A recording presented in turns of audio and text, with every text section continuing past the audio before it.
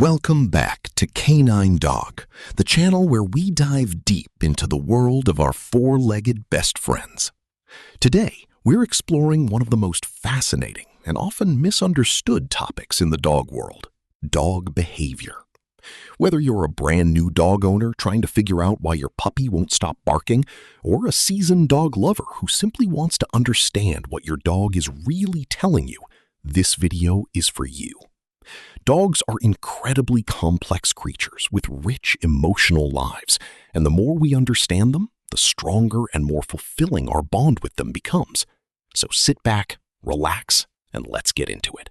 To truly understand dog behavior, we first need to go back in time, thousands of years in fact. Dogs are descendants of wolves, and despite the fluffy couch potatoes many of them have become, a lot of their ancient instincts are still very much alive. Early dogs lived in packs, and pack life required communication, hierarchy, cooperation, and survival instincts. Over thousands of years of domestication, dogs evolved to coexist with humans in a way no other animal has. They became uniquely attuned to human emotions, body language, and even our facial expressions. Studies have shown that dogs can read human faces and detect emotional cues in a way that even our closest primate relatives cannot. This deep connection is not accidental. It's the result of a beautiful coevolution between humans and dogs that has shaped the behavior we see today. One of the first things you'll notice about any dog is how much they communicate through body language. Unlike humans, who rely heavily on verbal communication, dogs speak almost entirely through their bodies. A wagging tail is probably the most well-known dog signal, but here's something many people don't realize: not all tail wags are created equal. A tail wagging loosely and low usually signals happiness and friendliness, while a stiff, high tail wag can actually indicate alertness or even aggression. The speed and direction of the wag matters too. Research has shown that dogs tend to wag more to the right when they see someone they love, and more to the left when they encounter something threatening. The ears are equally expressive. Ears pulled flat against the head usually indicate fear or submission, while ears perked forward signal curiosity or attention. And then there's the famous whale eye, when a dog shows the whites of their eyes, which is almost always a sign of stress or discomfort. Learning to read these signals can make a massive difference in how you interact with your dog and the dogs around you. Let's talk about barking, because if you live with a dog, you know it's a big topic. Dogs bark for a wide variety of reasons, and the key is learning to distinguish between them. An alert bark is usually short and sharp. Your dog has noticed something and is letting you know. A playful bark is often higher-pitched and repetitive, sometimes accompanied by a play bow where your dog drops their front end down while keeping their rear in the air. A distressed or anxious bark tends to be continuous and frantic, sometimes paired with whining or howling. And then there's the territorial bark, deep, loud, and assertive, which dogs use to warn off perceived threats. Some breeds are naturally more vocal than others due to selective breeding. Beagles, for example, were bred to bay while hunting, so they tend to be quite chatty. Understanding why your dog is barking is the first step toward addressing it appropriately, rather than just trying to get them to stop. Aggression is perhaps the behavior that causes the most concern for dog owners. And it's important to understand that aggression in dogs is almost never random. Aggression is almost always rooted in fear, pain, resource guarding, territorial instincts, or past trauma. A dog that snaps or growls is communicating something. They are telling you that they are uncomfortable, threatened, or overwhelmed. In fact, growling is one of the most important warning signals a dog has, and punishing a dog for growling can actually make things more dangerous, because it removes that warning sign without addressing the underlying cause. If your dog is showing signs of aggression, it's crucial to consult with a professional, ideally a certified applied animal behaviorist or a veterinary behaviorist, because aggression that is left unaddressed can escalate. But with proper guidance, patience, and often behavior modification training, the vast majority of dogs can make tremendous progress.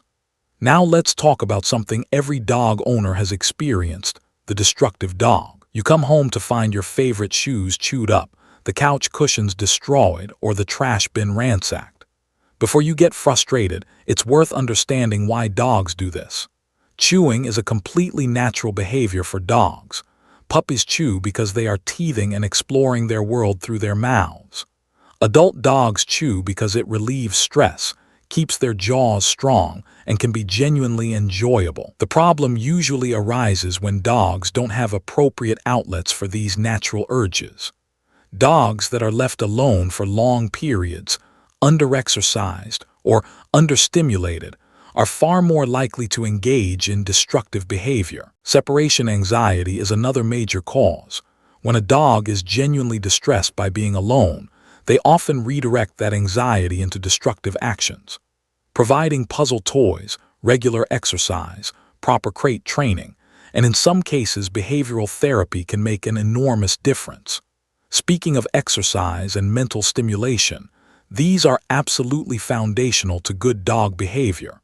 A tired dog is generally a well-behaved dog. Dogs need physical exercise, but they also need mental exercise, and many owners overlook this. Sniffing alone is one of the most cognitively demanding activities a dog can engage in. Going on a slow sniff walk, where your dog is allowed to stop and smell everything along the way, is actually far more mentally tiring than a brisk run. Training sessions, puzzle feeders, nose work games, and interactive toys all contribute to a dog's mental well-being. Different breeds have vastly different exercise needs. A border collie needs hours of stimulation every day, while a basset hound might be quite happy with a moderate walk and a long nap. Matching your lifestyle to your dog's needs, or finding ways to meet those needs, is one of the most important things you can do for a harmonious life together. Social behavior is another huge part of understanding dogs.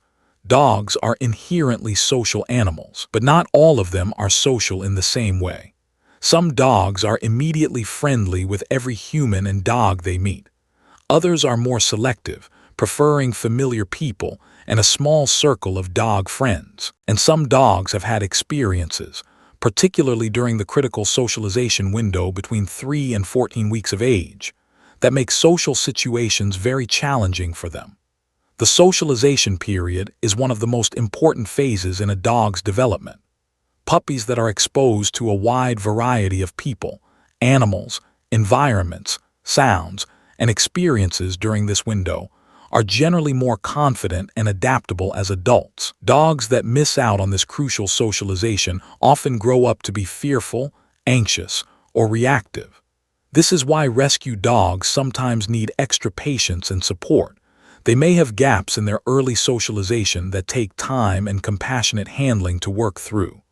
One topic that has evolved enormously in recent years is the science of dog training. For a long time, dog training was dominated by dominance-based theories, the idea that dogs were constantly trying to assert dominance over their owners, and that humans needed to establish themselves as the alpha. Modern science has largely debunked this theory. Wolves in the wild actually live in cooperative family units, not rigid dominance hierarchies. And applying dominance-based techniques to our pet dogs, things like alpha roles or physical corrections, has been shown to increase fear, anxiety, and aggression. What the science consistently shows is that positive reinforcement-based training, rewarding the behaviors you want to see, is not only more humane but also more effective in the long term. When your dog understands what you want from them, and when doing the right thing results in something wonderful like a treat or praise or play, they are far more motivated to cooperate. Finally, let's touch on something that doesn't always get enough attention: the emotional lives of dogs. Dogs experience a rich range of emotions. They feel joy, fear, frustration, grief, jealousy, and love. They can suffer from depression and anxiety just as humans can. A dog that has lost a companion, whether canine or human, can genuinely grieve.